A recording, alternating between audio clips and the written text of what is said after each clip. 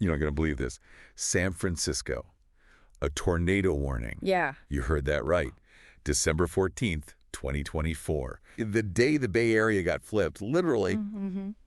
And we're diving deep into this unprecedented event. We'll go beyond the headlines, what actually happened, what does it all mean?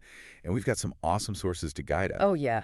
We've got CNN, Yahoo News, the AP, even ABC7 News. Okay. Plus a really interesting article titled, San Francisco Issues First Ever Tornado Warning Amid Severe Storms. First ever. Wow. First ever. And get this, not only was this San Francisco's first ever tornado warning, but something absolutely wild happened about 70 miles south. Oh. But first, let's rewind. Back to the basics. Okay.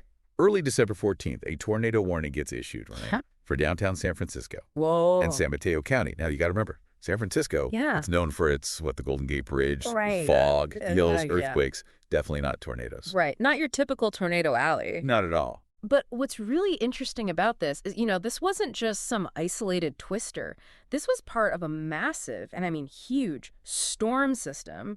It was ripping across the entire U.S., but it hit the Bay Area hard. Yeah, and it wasn't just the wind, right? No. We're talking heavy rain, crazy winds, those massive waves crashing on the shore. It was pretty intense. And get this. Yeah. The Bay Area was already under advisories. Mm-hmm. High surf, coastal flooding, Yeah. all that stuff. So this system rolls in on top of that, and boom, suddenly there's a very real threat of tornadoes. Yeah, and that's what's really important to highlight here. This wasn't just like, a little bit of wind. This was a serious situation, and that brings us to what happened 70 miles south. Right. Scotts Valley. Scotts Valley. So picture this. A shopping mall. People going about their day, shopping, grabbing lunch. Right. And bam, a tornado touches down right near the mall. Oh, wow. Nicked cars, trees ripped right out of the ground. There were even injuries. Oh, my gosh. Okay, so that really brings home, right? Yeah. The danger of this storm. I mean, if it can touch down in Scotts Valley, it could happen anywhere. Absolutely. And that's why the warnings in San Francisco were taken so seriously. So what were people told to do, to stay safe during this crazy event? Yeah, well, the main thing was shelter in place, right? Right. But then you think San Francisco, lots of houses don't even have basements because of the earthquakes. Yeah. So what do you do? Where do you go? Exactly. It's like, okay, shelter in place, but where? And that's where those National Weather Service guidelines came in.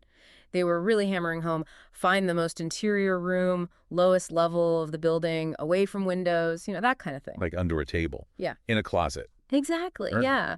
Find that safe spot. And they were also really emphasizing stay informed, check those official channels, have a plan in place beforehand, just be prepared. Preparedness is key. Yeah. And it makes you think, it's easy to feel safe in a place like San Francisco.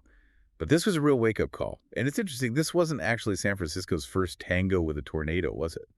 It's funny you should say that because while December 14th, 2024 was the city's first ever tornado warning, a tornado did hit San Francisco back in 2005. Really? Yeah. So an actual tornado hit back then, but we didn't get a warning until almost 20 years later?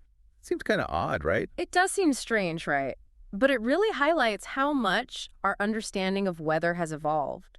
Our ability to predict and warn for these kinds of events, even in areas where they're historically rare, is so much better than it used to be. And that's good news. So we're better at predicting them, but does that mean they're happening more often? That's the million-dollar question, isn't it? And it's one that scientists are actively studying.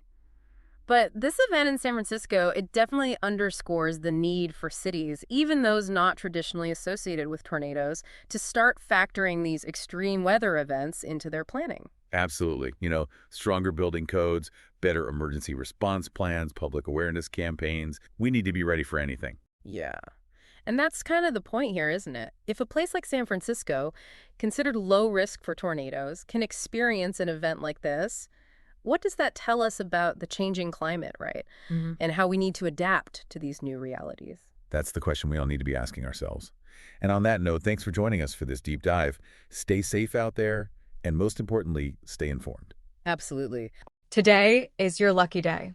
Today is the day that our $3 website works for you, paying you directly to your PayPal daily. Imagine $3 ongoing continuous payments to your PayPal account.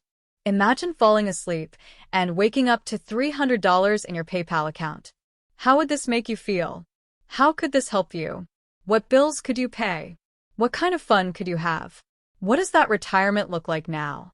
All for a one-time payment of $3. This website is DFY done for you, fully built and completely hosted, and never stops collecting payments for you. You have spent $3 on coffee on a regular, but that coffee won't help you create multiple streams of income. Click the link below.